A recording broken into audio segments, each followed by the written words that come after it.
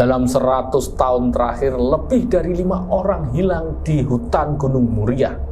Apakah ini ada hubungannya dengan mitos macan gaib?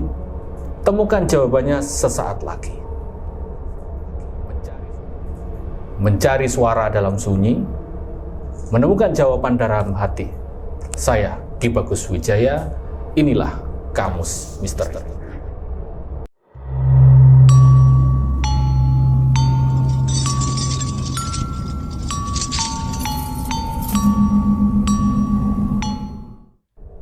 Assalamualaikum warahmatullahi wabarakatuh. Berjumpa lagi di channel Kamus Misteri. Ya, kesempatan kali ini saya bersama editor saya Mas Hak ingin membahas misteri yang ada di dekat saya. Ternyata itu sangat mencengangkan.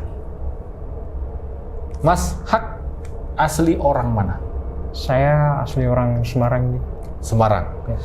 Di Kudus ada pegunungan, ya, Gunung Muria, yang mana itu banyak sekali mitos yang ada di masyarakat, Mas Hak. Mungkin dari Semarang, apakah pernah mendengar suatu misteri yang ada di Gunung Muria? Mungkin selain ada makom Sunan Muria, selain itu? Oh iya, saya dengar pernah ada soal tentang mitos-mitos soal macan itu. Macan? Iya, macan-macan yang ada di Pegunungan Muria. Oke, jadi faktanya di Gunung Muria ada macan yang asli sampai sekarang, macan Muria asli. Itu dilindungi pemerintah. Tapi kita akan membahas sisi luarnya, Mas Hak, Oh iya. yaitu misterinya.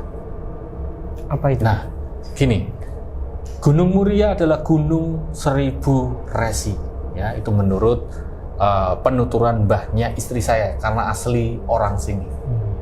1000 resi artinya di sana adalah tempat pertapaan, ya, tempat pertapaan.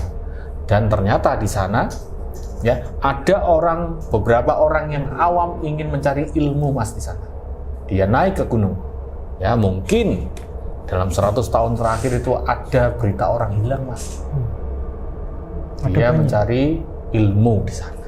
Nah, ada kaitannya dengan penunggu yang ada di Gunung Muria, berupa macan, tapi dalam sosok gaib. Sosok gaib. Ya. Kalau menurut Mas Hak sendiri, Mas Hak sempat mengatakan kepada saya suka naik gunung. Iya. Apa yang harus dilakukan ketika seseorang itu naik gunung? Menurut Mas? Ya, paling untuk naik gunung paling aman itu safety. Maksudnya dari perlengkapan. Tapi untuk yang paling untuk jaga-jaga lah. Kalau naik gunung itu jangan sampai sembarangan dalam berbicara dan bercerita begitu. Itu adalah jawaban yang mungkin tepat sekali dan tidak hanya di Gunung Muria. Iya. Ada banyak sekali tempat keramat ada di sekitar kita. Nah, saya sendiri untuk naik ke Gunung Muria, saya beberapa menemukan tempat petilasan, tempat pertapaan, eyang ini, banyak sekali. Karena di situ julukannya 1000 resi, itu bukan omong kosong belaka. Itu fakta, Mas. Nah, hubungannya apa sama orang hilang tadi? Nah, ini kebetulan yang suka naik gunung dan sangat ekstrim ibaratnya. Ada kawan saya menuturkan kepada saya, Mas, kalau saya naik Gunung Muria, tapi hutan sebelah sana, Mas, itu belum dijamah manusia. Ketika dia jalan di rerumputan, kemudian di semak belukar, hutan rimba semacam itu, dia menemukan ada orang bertapa semacam ini, berupa kerangka. Berarti sudah nggak ada orang itu. Iya, berupa kerangka. Apakah tidak dievakuasi? Itu sudah wajar di sana. Nah, hubungannya dengan orang hilang tadi dengan penunggu gaib, yaitu macan Muria, entah itu warnanya putih, entah itu hitam, entah itu loreng, gitu loh, Mas. Itulah yang menyebabkan Gunung Muria itu kita harus hati-hati, jangan asal-asalan, bener katanya sampean tadi. Kita naik gunung itu harus jaga tutur kata. Kita harus jaga perilaku, Mas. Saya pernah kok naik ke sana, ya tidak begitu tinggi, tapi hanya di daerah sekitar desa-desa yang sudah ada di lereng begitu. Saya menemukan keajaiban. Saya melihat di situ ada candi yang belum ditemukan, Mas. Dan benar, yang jaga di situ ada beberapa macan. Gitu.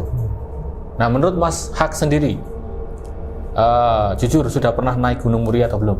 Ya, saya sudah beberapa kali naik Gunung Muria dan dari beberapa jalur yang berbeda. Oke, ada beberapa mungkin kejadian misteri? Iya, yang ada itu sebelum yang dinamakan jalur naga. Oke. Yang di jalur naga itu sebelum masuk ke area itu sering terjadi memang wisatawan atau pendaki itu melihat macan memang di sekitar situ. Itu apakah yang di puncak Songolikur atau beda lagi? Ya, kalau di puncak Songolikur itu malah cenderung berbeda lagi, Mas. Oke. Di sering dekat jalur naga disebut. Iya, betul. Oke, berarti sama seperti yang dituturkan beberapa rekan saya yang juga naik begitu, dan juga saya pun tidak begitu langsung tinggi yang ekstrim, Mas. Saya beberapa kali naik juga. Memang faktanya kita menemukan beberapa macan di situ yang memang melindungi tata krama.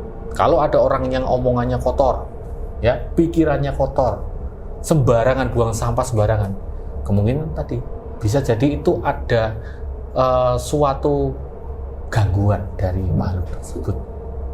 Gitu. Jadi kita bisa dapat hikmah ketika kita membahas macam ini, Mas. Ya, di tempat manapun yang dikira itu keramat, jangan sampai Anda merupakan tata krama. Nah, ini pembahasan kita, Mas. Gimana kalau mungkin minggu depan kita coba untuk mendatangkan gaibnya ke sini, gimana, Mas? Coba mungkin saya butuh meditasi nanti, atau saya sendiri yang bagai mediasi, mencoba komunikasi dengan macan Muria. Mumpung lokasi padepokan kita kan dekat ya sama puncaknya begitu. Iya. Gimana? Nah, oke. Jadi kita kembali. Hubungannya apa? Pertama tadi dengan hilangnya lebih dari 5 orang. Itu karena tadi kemungkinan ada tata krama yang dilupakan, Mas. Merupakan tantangan itu. Betul sekali. Dan sampai sekarang tidak ada kabarnya. Ya, orang hilang kalau sudah ada di atas gunung, ya rata-rata ya tadi.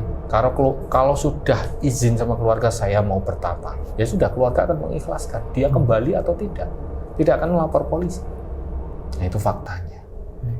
Oke, jadi untuk minggu depan saya akan coba komunikasi dengan makhluk gaib, ya, penunggu Gunung Muria, yaitu sosok macan gaib tadi.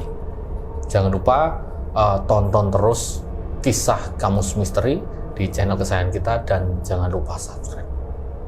Oke, ada yang disampaikan lagi, Mas Hak? Mungkin sudah cukup. Sudah cukup. Mungkin dari saya sekian dan semoga bermanfaat. Wassalamualaikum warahmatullahi wabarakatuh.